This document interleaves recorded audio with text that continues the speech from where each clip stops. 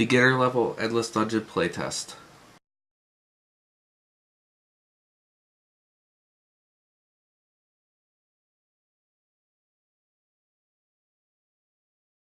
Tiles a hallway, continue to draw tiles. Receive the room, tile drawing ends. Trap symbol, monster symbol, one of each. We have a puddle for the trap. And we have a goblin for the monster. And placing him in room. Movement ends. Monster turn. Monster doesn't have ranged weapon. Monster advances. Puddle. 1 damage if you leave a tile with a trap symbol. Goblin. My character is red. He attacks on red. When I attack, I need better than 3. A tie will fail to beat him. 1 hit kills him. Next turn.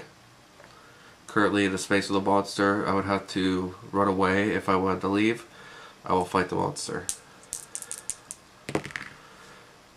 I got a 9, I needed a 4. Monster dies.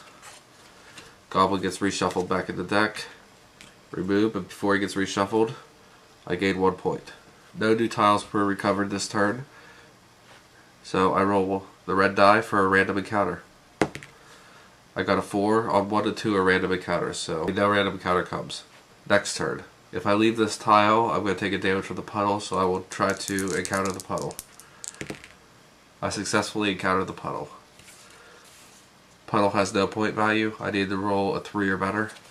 It gets shuffled back into traps. Since I did not uncover any tiles, I must roll the red die. There's no random encounter. Next turn, I move. I did not uncover a tile. I will roll the red die. I do have the option to run if I wish to, but I don't want to use up any food yet. So I will just roll the die for an encounter. On a 1, there is a random encounter. I shuffle the monster deck. I draw the top monster card. There's a centipede that finds. It's going to go into one of the rooms. I'm going to place it behind me in the start room. It'll eventually catch up to me, but for now I don't need to worry about it. And I will leave the card out next to him. Next turn.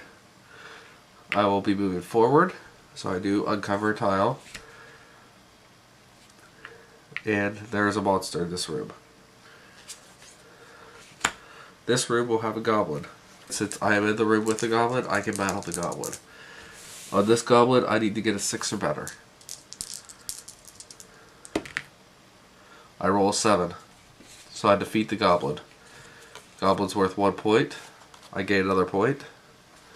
And I shuffle him back into the deck. On the monster's turn, the centipede moves 1 space forward. Next turn, I continue moving forward. I find an empty room. Centipede for monster's turn moves forward. I'm going to continue moving forward on my following turn. I find another empty room. Monster's turn, centipede moves forward 1 more space. My next turn, I'm going to continue to move forward. And there's another empty room. I am finding all the empty rooms. I found another empty room, and the centipede will move forward. I'll turn the centipede stand sideways so you can see it with him. Alright, next turn. See if we can't find something different this time. Alright. This time I found a room that has a monster, an item, and a trap. Now in order to collect the item, I must defeat the monsters in the room. The monster will be a goblin. The item is a puddle, or the trap is a puddle. The item is 5 gold coins, which is worth a point. So I'll place a goblin back in the room. Alright, so there's a goblin in the room. I need to fight the goblin. For this goblin, I need a 6 or better. Since the red number is 5, I need to roll better than that. He's worth 1 point, and he only has 1 life. I roll 5. I did not do good enough. Goblin's turn. He gets a counterattack. Goblin gets a strike back. The Goblin has a +1 to hit. And he does 2 damage if he hits me. My armor right now is only a 3. So he has a good chance of hitting me. The Goblin does hit me. I lose 2 life. Knocks me down to 4 life. And the Centipede moves 1 forward. Alright, next turn. I'm still on the Goblin's space. I will fight him. Alright, I got a 7. So I had enough to kill the Goblin. He's worth 1 point. Which puts my points to 3. He gets shuffled back into the deck. I get to collect the gold. The gold is worth 1 point. Puts my points up to 4. And with items like gold, I get to keep it. Or later expansions, gold will be used to purchase items. Trap stays in the room. It's a puddle. So if I leave a room that has a trap symbol, then I will be hurt by this puddle. And the Centipede moves forward. Alright, at this point, I'm going to encounter the puddle on this turn. I got a 3, which is exactly what I needed to beat the puddle. The puddle has a difficulty of 2 for red, so I needed to roll a 3 or better, and I rolled a 3. So puddle goes away, gets shuffled back into the trap deck. Centipede moves, and now I gotta roll for random encounter, because I did not uncover a tile.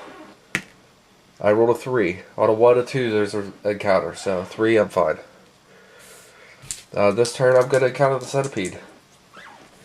For this Centipede, I need to roll a 4, or I need to roll a 5 or better, and he only has 1 hit point, so 1 hit will kill him. I roll a 3. I do not kill the Centipede. He gets a strike back. Centipede has +0 to hit, but he does poison as well. So he has a chance of dealing 2 damage to me, or more. So let's see if he hits me. He needs to roll a 4 or better. An 11 will definitely hit me. So I lose another life. I drop 3. And I get poisoned. With poison, I lose a life on my next turn unless I rest for 2 hours. Which I'm going to need to be resting soon enough to get some hit points back. So that's not too bad at the moment. But that'll start to add up if I don't kill this Centipede. Alright, so first off, the poison hits me and I take another damage. If I don't kill the Centipede this turn, I'm dead. Or, well, before I attack him, I gotta roll for random encounter again, because I did not uncover a tile. And there is a random encounter. This one's a Goblin. I'm gonna put him back on the entryway, just because it's gonna take him quite a while to get back to me. And right now, I don't want to handle more than 1 creature at a time. Alright, let's kill the Centipede. So I need to roll 5 or better. I got a 6. Kills the Centipede, he's worth 1 point. So I will gain another point, put me at 5. And he'll be shuffled back into the deck. Monster turn, the Goblin will move forward 1. Roll random encounter because I did not uncover anything. And there is another random encounter. So I'm going to have a slew of monsters coming up behind me. It is another Goblin. So I'm going to have 2 Goblins coming up behind me. I'll put him back in the entryway also. I don't want them anywhere close to me at the moment. Alright, now I'm going to choose to rest for 2 hours. So it's basically giving up 2 turns, but each turn I need to also roll for random encounters. And since I'm in a room, whenever you rest, it increases the random encounter by +1. So, first monsters get to move. I lay my guy down, let me know that I'm resting, which gets rid of my poison. And first turn I rest, I lose 1 food. I gain 1 hit point back. Alright, roll for random encounter. No random encounters. I rolled a 6. Second turn, I need to rest 2 turns to get rid of the poison, so I will move my food down to 3, and my heart's up to 4. Now the poison's gone, I don't have to worry about it. Monsters move, and I roll for random encounter. I got a 6, so I'm fine. Alright, so I'm done resting now. And now I get to go, I get to choose the way I want to go. When you get to choose the way you want to move, we take the tile deck, and I split it up among the different ways that you can go. I start from the bottom of the deck, and I start divvying them out the different directions. This ensures that there's always a correct way to go. I don't know which way the exit's going to be. It was shuffled into the last 5 on the deck.